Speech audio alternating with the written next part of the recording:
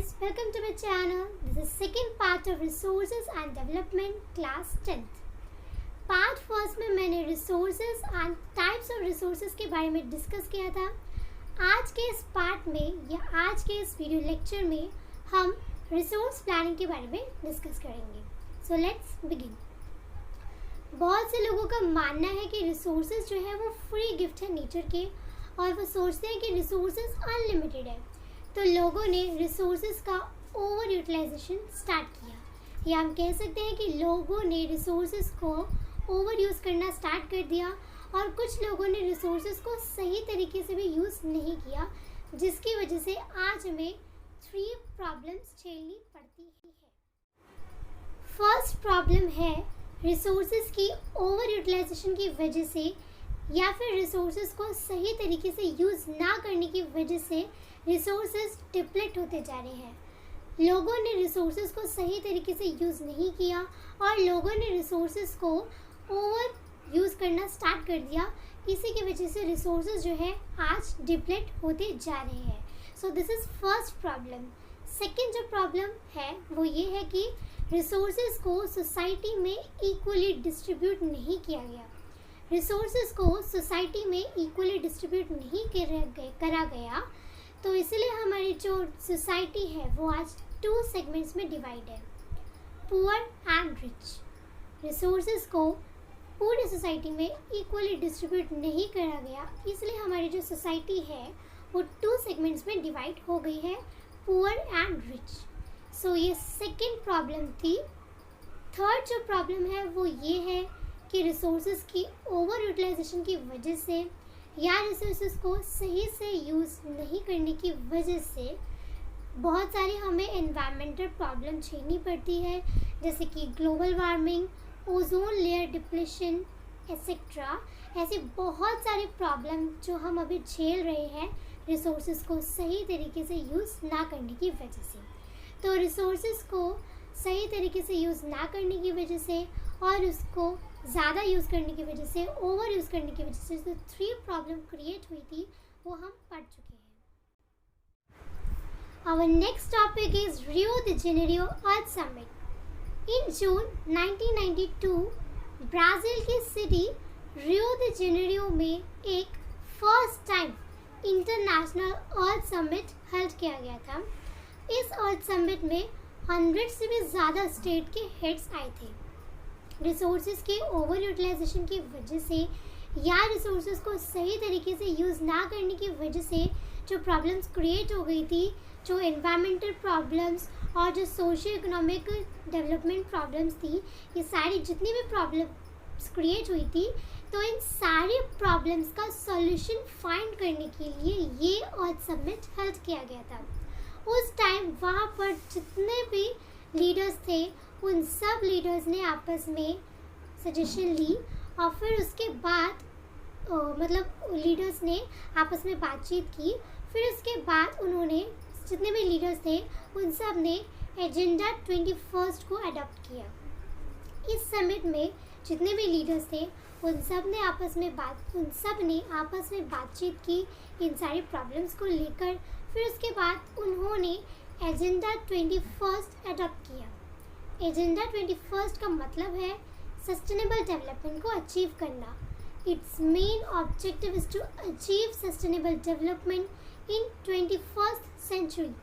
Resources को क्योंकि सही तरीके से यूज़ नहीं करा जा रहा है और उसे ओवर यूटिलाइजेशन करी जा रही है, वो सोच रहे हैं कि रिसोर्सेज अनलिमिटेड है, इसलिए रिसोर्सेज बचे रहे, कंजर्व होके रहे, प्रिजर्व होके रहे, इसीलिए जो ये एजेंडा उन्होंने 21 and its main objective is to achieve sustainable development in 21st century. Now the next topic is what is sustainable development. Sustainable economic development means development should take place without damaging the environment. मतलब sustainable development का मतलब है कि हम resources को use तो करें, लेकिन ऐसे यूज़ करें कि एनवायरनमेंट को कोई हार्म भी ना पहुँचे।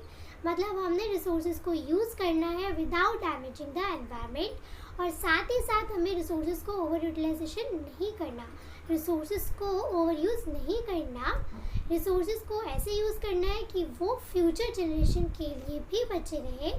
इसी को हम सस्टेनेबल डेवलपमेंट कहते हैं।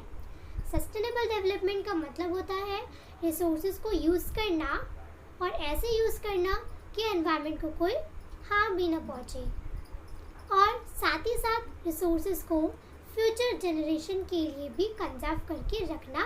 This is all about sustainable development. जो हमारा नेक्स्ट टॉपिक है वो है रिसोर्स प्लानिंग इन इंडिया। जैसे कि हमने पढ़ा कि रिसोर्सेज की ओवर यूटिलाइजेशन की वजह से या सही तरीके से यूज़ ना करने की वजह से रिसोर्सेज जो है वो डिप्लेट होते जा रहे हैं। तो इसीलिए रिसोर्स प्लानिंग इन इंडिया, ये रिसोर्स प्लानिंग बनाई गई। रिसोर्स प्लानिंग का जो फर्स्ट पॉइंट है वो ये है कि हमारी कंट्री में अलग अलग रीजन पर जहाँ पर भी रिसोर्सेज पाए जाते हैं उन सब का सर्वे किया जाए। उन सब का सर्वे करने के बाद उनकी क्वांटिटी एंड क्वालिटी को मेज़र किया जाए। यही था रिसोर्स प्लानिंग का फर्स्ट पॉइंट। रिसोर्स प्लानिंग का फर्स्ट पॉइंट है कि हमारे कंट्री में अलग अलग रीजन पर जहाँ पर भी रिसोर्सेज पाए जाते हैं उन सब की सारे रिसोर्सेज की क्वांटिटी एंड क्वालिटी को मेज़र किया जाए। जो हमारा सेकंड पॉइंट है वो है कि हमें रिसोर्सेज का डेवलपमेंट प्लान बनाना चाहिए। इट मीन्स हमारे पास appropriate technology, skill and industry setup होनी चाहिए रिसोर्सेज को डेवलप करने के लिए। यही रिसोर्स प्लानिंग का सेकंड पॉइंट है। तो हमने रिसोर्स प्लानिंग के 2 पॉइंट्स पढ़ लिए। पहला कि रिसोर्सेज का सर्वे किया जाना चाहिए, उनकी क्वांटिटी और क्वालिटी को मेज़र कर उनको यूज़ करना चाहिए। सेकंड कि रिसोर्सेज का डेवलपमेंट प्लान बनाना चाहिए।